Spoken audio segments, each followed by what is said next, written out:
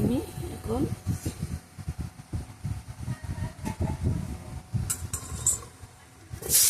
কুমড়ো শাক দিয়ে আলু দিয়ে রান্না করব।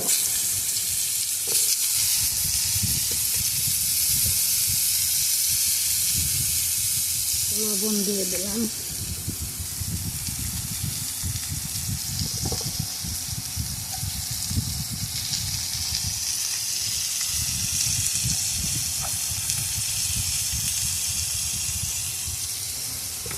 হলুদ দিয়ে দিলাম,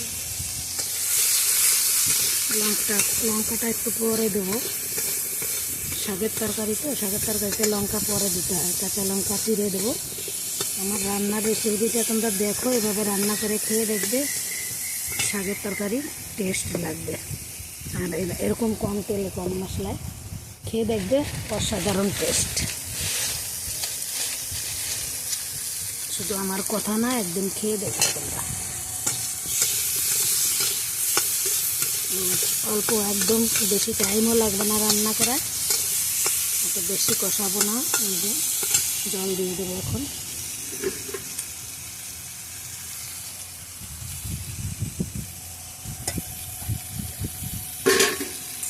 কম খরচে রান্না,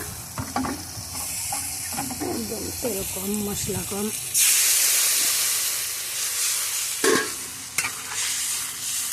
জল দিয়ে দিলাম। লঙ্কাটা আমি দেবো, আলুটা সেদ্ধ হয়ে যাবে, শাকটা পরে দেবো। আলুটা হাফ সেদ্ধ হবে, তখন শাক দেবো আর কাঁচা লঙ্কা দেবো। এখন আমি লঙ্কাটা দেবো না, এখন আমি আলুটা ঢেকে দেবো, কিছুক্ষণ বাদে আবার তুলব।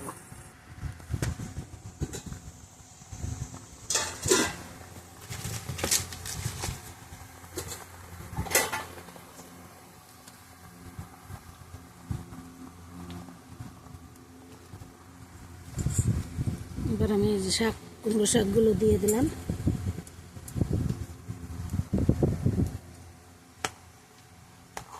শাকের তরকারি এভাবে রান্না করে খাবেন, অনেক টেস্ট হবে দেখবেন।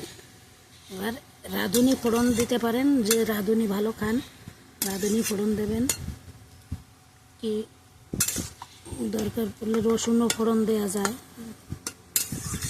জিরেও দেওয়া যায়, যার যেটা ভালো লাগে। রাঁধুনি দিলে বেশি টেস্ট হয়, সেন্ট হয় শাকের তরকারিতে। এইবার আমি কাঁচা লঙ্কাগুলো দিয়ে দেবো। এই যে কাঁচা লঙ্কা, শাক তো একটু ঝাল হলে ভালো লাগবে, এর জন্য কাঁচা লঙ্কা একটু বেশি দিয়ে দিলাম। আমরা একটু ঝাল বেশি খাই, ঝালটা যে যেমন খাবে তেমন দেবে। শাকের তরকারি আমরা একটু ঝাল বেশি খাই।